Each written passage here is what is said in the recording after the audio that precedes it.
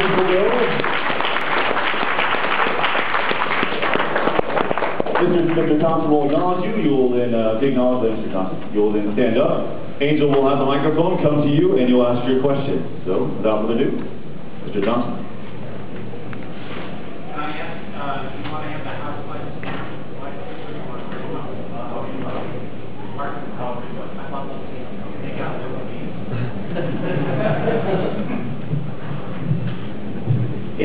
It's good to be with you. It's obviously the 4th of July. It's a benefit for me to be here for a lot of reasons. In Miami, the locals shoot their guns into the air on the 4th of July, also on New Year's, and there's always somebody who gets hit on top of the head with a bullet that's descending to earth. Gravity is not something fully understood in Miami.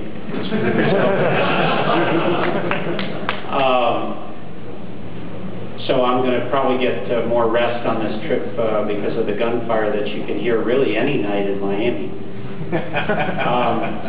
I appreciate being here with you all for a lot of reasons. I've been on a couple hundred college campuses over the last 13, 14 years. I was involved in the controversy over the Miami rap group 2 Live Crew, and was involved in their in the verdict that rendered their album obscene. And the reason I did that was I had represented sexually abused women and children as a lawyer, and it concerned me as to the content of that album. Similarly, I've been involved in the video game issue since about 1998, when I represented 3 families of 3 girls who were shot and killed in the Paducah school shooting by 13-year-old Michael Carneal, who was an obsessive player of Doom. And just to finish with this sort of self-introduction, we filed a federal lawsuit in the federal court in Paducah in 1999 in April, alleging that the video game had motivated and actually trained him to shoot in the fashion that he did, very unusual shooting technique that he used. And this was indeed the testimony of a world-renowned forensic pediatric psychiatrist, Diane Shetke at Yale, at his criminal trial, that the video game and also the Basketball Diaries movie had figured in why he did what he did.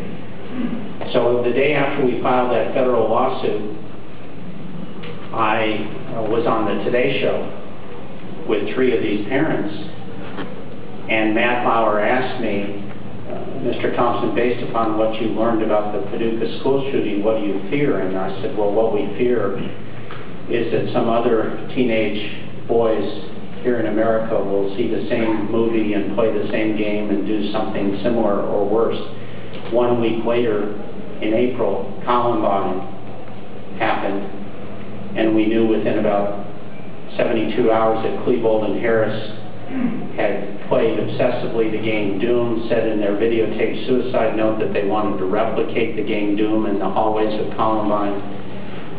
60 Minutes saw what amounted to that prediction, and that next Sunday we did 60 Minutes at the request of Ed Bradley, who wanted us to explain to the nation the concerns we had about underage kids playing mature-rated video games and the behavioral consequences that might have. So the reason I related all that, and we were talking at lunch about what kind of man Ed Bradley was, and I could give you a whole hour about what a cool guy he was, but what is gratifying to me personally in this journey that I've been on, and one reason I want to be here is to explain to you I'm not the jackass, I don't think, that I've been portrayed to be. My wife might disagree with me on that, but it's very difficult to get through the filter of sites like Game Politics and so forth and try and make it known who you really are. But 6 years later, I'll end with this. I was back again on 60 Minutes. Has nothing to do with me. You'll know that by the end of this hour, that I'm not the sharpest knife in the drawer. But what's gratifying is that this issue that I've been on has had legs, as they say in the news business. I was sitting there across from Ed Bradley again for the second time. He was dying of leukemia. He had gotten out of his deathbed to come to Alabama to interview me about these 3 cops who were killed by a kid who had literally trained on GTA to do it. And Ed Bradley asked me to do 60 Minutes again because he believed that we have a problem here with games that are targeted to people in an age group that shouldn't be playing them. So if you don't believe me, believe Ed Bradley. I would tell you that it's a testimony, I think, to the importance of this issue that you're here. And that's very gratifying to me personally, that you would take time to be here and that give me the opportunity to talk about this issue that I care about, that surely you care about, anybody who cares about video games, anybody who cares about this country, anybody who cares about families, about safety, also about the First Amendment, should be here. And that's what I hope we're going to talk about. So fire away, so to speak. Yes, sir. It's like the Donahue Show. I did the Donahue Show with Luther Campbell in 1990. That tells you how old I am. There's our Phil Donahue right there with the microphone. Angel. Sir, I'm a little prettier than Phil Donahue. I didn't hear you. I said, sir, I'm a little prettier than Phil Donahue. His age is dead.